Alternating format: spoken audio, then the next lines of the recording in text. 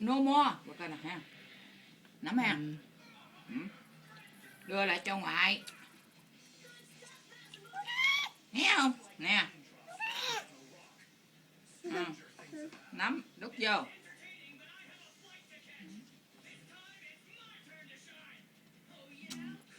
Nhiều mắt xong chưa rồi.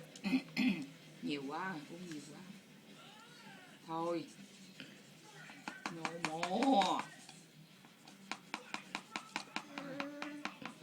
Nhiễu ướt áo hết rồi, thấy không, no more. nè chui Chui vô.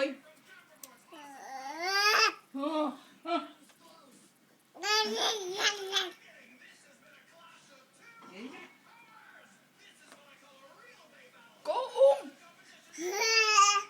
Tại nó nói tại thôi hết rồi con, no more rồi, ok no more.